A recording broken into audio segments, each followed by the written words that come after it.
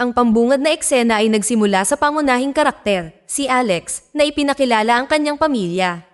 Lumipat sila sa Canada para maghanap ng mas magandang buhay. Ang kanilang krisis sa pananalapi ay nagpapahirap sa kanilang buhay. Higit pa rito, ang kanyang mga magulang ay madalas na nag-aaway, na labis na ikinakainis ni Alex. Higit pa rito, inaangkin niya na wala siyang anumang mga kaibigan na makakasama niya. Dahil dito, palagi siyang nakatutok sa computer, naglalaro ng video games at nag-i-internet. Lumipas ang mga taon, ngunit hindi natatapos ang pag-aaway ng kanyang mga magulang. Sa kalaunan ay nahanap ni Alex ang kanyang unang trabaho bilang isang clicker sa isa sa mga website. Para sa bawat 1,000 pag-click, nakakakuha siya ng $20. Hindi ito kalakihan, ngunit naniniwala siyang lahat ng magagandang bagay ay nagsisimula sa maliliit. Mas naging interesado siya sa mundo ng pananalapi at higit na natututo kung paano ito gumagana sa takdang panahon. Nalaman niya ang tungkol sa banking system at ang mga kahinaan nito mula sa internet. Isang gabi, narinig niyang nagtatalo ang kanyang mga magulang, kaya lumabas siya para magkape sa labas. Nalaman niya ang tungkol sa organisasyong kriminal na dark web sa coffee shop na sikat sa cyberworld. Pag-uwi ni Alex, napansin niyang umiiyak ang kanyang ina. Nang tanungin niya ito, ipinaalam niya sa kanya na tinanggal siya sa trabaho at bilang resulta, maaaring mawala sa kanila ang kanilang tirahan. Kasunod nito, pumunta si Alex sa kanyang silid at ibinigay sa kanyang ina ang perang naipon niya. Ang kanyang ina sa una ay nabigla nang makita ang pera. Sinabi sa kanya ni Alex na inipon niya ito para sa mga gastusin sa kolehiyo kaya hindi niya ito tinanggap. Sa kabilang banda, iginiit ni Alex na kunin ng kanyang ina ang pera dahil ang pinakamahalaga sa ngayon ay hindi mawala ang kanilang tahanan. Galit na galit si Alex sa bangko na nagpaalis sa kanyang ina. Gusto niyang kumita ng mas mabilis kaya humanap siya ng paraan sa internet. Gayunpaman, ang lahat ng mga resulta ay lumalabas na isang scam. Bigla niyang naalala ang kriminal na organisasyon na dark web at nagsaliksik siya tungkol dito. Gusto niyang sumali sa grupo, ngunit ang sabi ng admin ay dapat may mag-imbita sa kanya o dapat siyang gumawa ng ilegal na pagkilos para sumali. Alinsunod dito, lumikha siya ng isang simpleng website ng pagbibenta ng mga peking supplement. Isinaalang-alang din niya kung sino ang maaari niyang biktimahin, kaya naalala niya tuloy si Randy, isang bully sa kanyang eskwelahan na nahuhumaling sa mga protina. Nahulog si Randy sa bitag na ito nang mag-alok si Alex sa kanya ng mga protein supplement sa mababang presyo. Ginamit ni Randy ang credit card ng kanyang ama na nagbigay daan kay Alex na makuha ang lahat ng kanyang impormasyon. Pagkatapos ipadala ang impormasyong ito sa kanila, naging miyembro ng dark web group si Alex. Sa sumunod na eksena, si Roosevelt, isa sa mga miyembro ng dark web, ay nag-message kay Alex. Sumang-ayon si Roosevelt na tulungan siyang kumita ng pera sa sarili niyang panganib. Kasunod nito, inalok ni Roosevelt si Alex ng trabaho bilang isang mangangalakal ng mga ilegal na bagay. Si Roosevelt ay nagbibigay kay Alex ng mga kalakal sa mababang halaga kumpara sa merkado at kailangan itong ibenta ni Alex. Una, kailangan niyang magbenta ng ilang gaming laptop na madali niyang nagawa at kumita ng magandang halaga. Ipinadala ni Alex ang bahagi ni Roosevelt at bumili siya ng kanyang sariling bagong laptop mula sa natitirang pera. Naniniwala si Alex na nahanap na niya ang magandang trabaho at labis itong nasisiyahan. Nakaipon na siya ng 30,000 sa loob ng 4 na linggo na dati ay umaabot ng 4 na taon. Isang araw, nagpa siya si Alex na umalis ng bahay at lumipat sa isang malaking lungsod upang mag-aral. Nalaman niya na ang kanyang bagong paaralan ay sa Enero pa magsisimula at upang mapanatili, ipinagpatuloy niya ang kanyang negosyo sa black market. Maaari na ngayong bumili si Alex ng mga credit card numbers at peking ID para mamili online. Gamit ang mga peking card na iyon, nakakuha siya ng ilang high-end na Rolex na relo. Gayunpaman, hindi niya ito maibibenta tulad ng dati dahil napakaraming pulis sa bagong lugar at hindi na ito madali gaya ng dati. Upang subukan ang kanyang kapalaran, pumunta siya sa Chinatown at sinubukan ibenta ang relo sa halagang $10,000 bawat isa. Gayunpaman, wala sa mga tindahan ang tumanggap sa relo. May mga naniniwala din na ninakaw ito. Samantala, isang lalaking nagngangalang Sai ang lumapit at nag-alok sa kanya na maaari niyang ibenta ang kanyang 3 relo sa halagang higit sa $30,000 at gusto niya ng 30% na hati. Sa una ay nag-aalinlangan si Alex ngunit kalaunan ay pumayag. Sa kanyang sorpresa, nagawang ibenta ni Sai ang mga relo sa halagang $35,000. Na-curious si Alex kung paano niya ito naibenta ng ganoon kabilis. Sinabi ni Sai na ibubunyag lamang niya ito kung sasabihin sa kanya ni Alex kung paano niya nakuha ang mga relo na sinang-ayunan ni Alex. Sa sumunod na eksena, ibinunyag ni Sai ang sikreto kung paano niya matagumpay na naibenta ang item. Pareho silang nagsimulang magbenta ng iba't ibang bagay at naging magpartner sila sa paggawa ng krimen. Nagawa nilang kumita ng 60 grand sa isang maikling panahon. Nagpadala si Alex ng pera sa kanyang pamilya at itinago ang natitira para sa kanyang sarili. Pagkaraan ng ilang sandali, nagsimula na ang kanyang pag-aaral, ngunit napagtanto ni Alex na ang buhay kolehiyo ay hindi para sa kanya. Iyon ang dahilan kung bakit siya huminto sa kolehiyo at ipinagpatuloy ang kanyang negosyo kasama si Sai sa pag-asang makamit ang isang makabuluhang bagay. Isang araw, isa sa mga kaibigan ni Sai sa club na nagngangalang Robin ang nagbigay sa kanila ng credit card na pag-aari ng isang dayuhang customer. Napansin ni Alex na ang card ay naglalaman ng malaking halaga ng pera. Sa una ay nag-aalangan siyang ihak ang account dahil ito ay masyadong mapanganib, ngunit hinikayat siya ni Sai na gawin ito. Kasunod nito, naghanda sila ng peking ID at nag-withdraw ng pera sa bangko nang hindi nahuhuli. Kinabukasan, natuklasan ni Alex na ang bangko na nagpaalis sa kanyang ina ay nasa listahan ng mga mahihinang institusyon. Dahil dito, nagpa siya siyang maghiganti. Kasunod nito, pumasok siya sa bangko upang ihak ang data nito. Gayunpaman, nahuli siya ng seguridad habang nag-i-install ng virus sa computer. Bago siya makatakas, dinala siya ng mga gwardya sa head of security at tinanong. Nagbanta ang head of security na tatawagan ng mga pulis kung hindi niya sasabihin sa kanila ang tungkol sa malisyosong software. Ipinaliwanag ni Alex na mahina ang sistema ng seguridad ng bangko, kaya nakipagnegosasyon siya at sinabing i-upgrade niya ang sistema ng seguridad nang hindi sila gumagastos kapalit ng pagpapalaya sa kanya. Bilang direktang resulta ng kanyang krimen, naging kilala si Alex sa dark web. Gusto rin ni Zed, ang lumikha ng dark web, ang kanyang kakayahan. Dahil sa kanyang kasikatan, nag-set up si Sai ng date para kay Alex kasama ang isang babae na nagngangalang Kira. Sumang-ayon silang mag-collaborate sa negosyo sa dark web sa kanilang unang pagkikita. Lumalabas na mas marunong si Kira tungkol sa dark web at bitcoins. Alam niya kung paano gumawa ng mga peking credit card at kung paano gamitin ang onion browsing.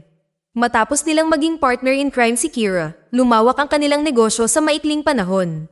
Marami ring kliyente si Kira at mabilis niyang naibenta ang kanilang mga kalakal. Naiintriga sina Alex at Sai, ngunit inaangkin niya na tinutulungan siya ng kanyang tiyuhin sa paghahanap ng mga kliyente. Lumipas ang panahon at nagdududa si Sai sa kakayahan ni Kira na magkaroon ng napakaraming koneksyon nang walang anumang kahirapan. Nagtataka si Sai kung bakit kailangan niyang makipagtulungan sa kanila kung kaya naman niyang mag-isa. Naniniwala si Alex na nag-overthink si Sai. Isang gabi, inanyayahan ni Kira si Alex na sumama sa kanya sa Hong Kong para palawakin ang kanilang negosyo. Tinanggihan siya ni Alex, sinabing hindi niya kayang iwanan ang kanyang matalik na kaibigan. Si Sai, na nakahiga sa sofa, ay narinig ang kanilang pag-uusap at nagkaroon ng hinala. Isang araw, nagpa siya silang tatlo na pumunta sa kanilang pinakamahalagang deal hanggang ngayon. Mayroon silang malalaking bagay na kailangan nilang ibenta, ngunit sa kanilang pagtataka, madaling nahikayat ni Kira ang mga buyer na bilhin ang lahat ng mga bagay sa isang bagsakan. Nang malapit nang tapusin ni Kira ang deal, namagitan si Sai at nakipag-usap sa mga kliyente. Sinabi niya na gusto niyang bumuo ng tiwala sa kanyang mga customer at okay lang kung hindi nila bibilhin ang lahat ng mga item. Nais niyang manatiling tapat ang kanilang MFGA kliyente sa hinaharap. Gayunpaman, hiniling ni Kira na bilhin ng mga mamimili ang lahat ng bagay o ititigil ang deal. Dahil dito, nagkaroon ng mainit na pagtatalo sina Sai at Kira. Samantala, nilapitan ni Alex ang head client at hinawakan ito. Nagalit ang kliyente at inilabas ang kanyang baril. Dahil sa galit, kinansela ng kliyente ang transaction. Binalaan din niya sila na magkakaroon sila ng malaking problema kapag sinubukan nilang makipag-deal sa ibang mga taong kilala niya. Nang gabi ring iyon, napansin nila ang isang pulis na nag-inspeksyon sa kanilang truck. Natakot ang tatlo sa ilang sandali, ngunit sa kabutihang palad, ang pulis ay lumayo nang walang ginagawa. Kasunod nito, naniniwala si Alex na hindi na sila ligtas sa kanilang kasalukuyang lokasyon, kaya nagpa siya silang lumipat sa Hong Kong. Kasunod nito, ang Hong Kong ay naging kanilang bagong tahanan. Ang tatlo sa kanila ay nagpatuloy sa kanilang negosyo ng mas mahusay sa Hong Kong at kumita ng maraming pera. Sa kabilang banda, naniniwala si Alex na hindi sila umuunlad at nagiging boring na ang kanilang buhay. Gusto ni Alex na subukan ang sistema upang makuha ang atensyon ni Zed bilang karagdagan sa paggawa ng pera. Sa sumunod na eksena, nasa bar ang tatlo sa birthday party ni Sai. Si Sai ay lasing at nakipag-away sa isang random na lalaki na nagresulta kina Sai at Alex na itapon sa bilangguan. Napagtanto ni Sai ang kanyang pagkakamali sa bilangguan at humingi ng tawad kay Alex. Hindi nagtagal ay pinalaya sila at sinabi ni Kira na tinulungan sila ng kanyang tiyuhin. Kinabukasan, bumalik si Sai na may dalang malaking halaga ng pera na nagpapakita na maaari pa rin siyang bumili at magbenta ng mga item at tunay na nagsisisi sa kanyang maling pag-uugali. Nang ihayag ni Sai ang card na ginamit niya para sa transaksyon na ginawa niya, nagalit si Alex dahil tahasan niyang pinagbawalan si Sai sa paggamit sa card na iyon. Si Alex, na galit, ay nagsabi sa kanya na siya ay naging walang ingat at maaaring ilagay silang lahat sa panganib. Pagkatapos ay sinabihan niya si Sai na bumalik sa Toronto. Si Sai ay nadismaya at pumayag na umalis ng mapayapa. Pagkatapos ay nagpa siya sina Alex at Kira na salakayin ang lahat ng mga ATM ng Hong Kong upang makuha ang atensyon ni Zed. Isinagawa nila ang kanilang plano at kumita ng higit 2 milyong dolyar. Pagkatapos ihak ang mga ATM, nag-iwan sila ng mga card na may logo ng dark web. Nang malaman ito ng mga opisyal ng gobyerno, naglunsad sila ng investigasyon. Sa kabilang banda, matagumpay ang kanilang plano, ngunit hindi nasisiyahan si Kira. Ipinahayag niya ang kanyang pagnanais na ihinto ang kanyang pakikilahok sa negosyo. Sa halip, gusto niyang i-enjoy ang natitirang mga araw niya kasama si Alex. Sa kabilang banda, hindi sumang-ayon si Alex dahil gusto niyang parusahan ang mga bangko. Habang nagtatalo, napansin nilang itinaas ni Zed ang posisyon ni Alex sa dark web bilang underboss. Kasunod nito, humiling si Alex na makipagkita kay Zed. Sa una, tinanggihan ito ni Zed, ngunit hinikayat siya ni Alex sa pagsasabing, bilyon-bilyong dolyar ang nasa linya. Kinabukasan, pumunta sila sa isang malaking pabrika para makilala si Zed. Nakasalubong nila si Zed na naka-wheelchair sa loob ng pabrika. Binalaan sila ni Zed na kung gusto nilang magtrabaho para sa kanya, hindi sila dapat magkamali. Kapag nagkamali sila, kailangan nilang mamatay kasama ang kanilang mga kaibigan at pamilya. Nakatanggap si Alex ng voicemail mula kay Sai na humihingi ng paumanhin sa iniwan niyang problema at humiling ng pangalawang pagkakataon. Nasa hotel siya, hinihintay sina Alex at Kira. Kasabay nito, pumasok ang 2 estranghero sa silid ng hotel nang hindi inaasahan. Nang makarating sina Alex at Kira sa kwarto, natuklasan nilang patay na si Sai sa bathtub. Napagtanto ni Alex na ang gumawa nito ay ang mga dayuhang customer na nagmamay-ari ng card na ipinagbabawal ni Alex na gamitin ni Sai. Napagtanto din nila na kung hindi bumalik si Sai, sila ang mamamatay. Sa kabila ng pagkamatay ng kanyang kaibigan, pinili ni Alex na magtrabaho para kay Zed. Sina Alex at Kira ay mga miyembro na ngayon ng pangkat ni Zed na nagpaplano ng pag-atake sa sistema ng merkado. Nagsimula sila sa pamamagitan ng pekeng pagpatay sa chairman ng Federal Reserve at mabilis na ipinakalat ang balita at artikulo tungkol sa pagkamatay ng chairman. Bilang resulta ng mabilis na pagbaba ng merkado, ang ibang mayayamang investor ay natakot. Kasunod nito, hinati ng dark web team ang lahat ng ninakaw na pera. Matapos makumpleto ang kanilang misyon, sumakay sina Alex at Kira sa kanilang sasakyan upang umuwi.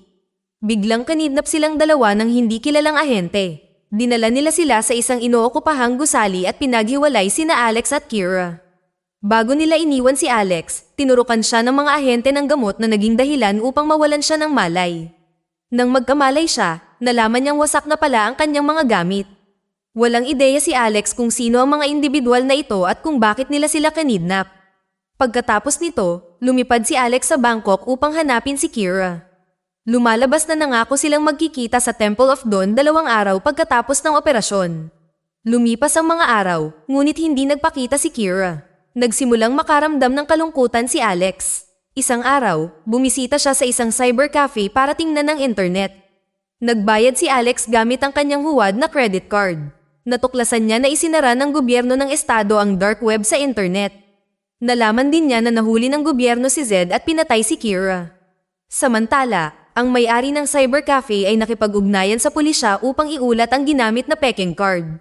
Maya-maya, dumating ang mga pulis at hinuli si Alex. 2 taon na siyang nakakulong ngayon. Sa una ay nalulumbay siya at galit na galit, ngunit naiisip niyang ipagpatuloy ang kanyang simpleng buhay habang lumilipas ang panahon. Sobrang miss na niya ang kanyang mga magulang. Pagkaraan ng 2 taon, nakalaya si Alex sa bilangguan. Pagkalabas niya ng kulungan, nakita niya si Kira na naghihintay sa kanya. Nang tanungin, ibinunyag ni Kira ang buong katotohanan. Ang kahina-hinalang tiyuhin ni Kira ay isang ahente ng CIA. Ginagamit pala niya si Kira para mapalapit kay Alex upang matunto ng pinuno ng dark web. Ang lahat ng mga kliyente, pagbabanta, at mga scheme ay bahagi ng plano ng CIA na mahuli si Zed at wakasan ang buong cybercrime network. Ibinunyag din niya na may ibang plano ang CIA para kay Kira, kaya wala siyang pagpipilian kundi maghintay sa paglaya ni Alex. Ang dalawang batang hacker ay malayo na sa kaguluhan at maaari nang magsimula ng bagong buhay. Dito na nagtatapos ang kwento. Sana ay nagustuhan nyo. Mag-subscribe na kung hindi ka pa nakasubscribe. Pindutin na rin ang notification bell at like button upang matulungan ang channel, and leave a comment down below. And as always, thank you for watching.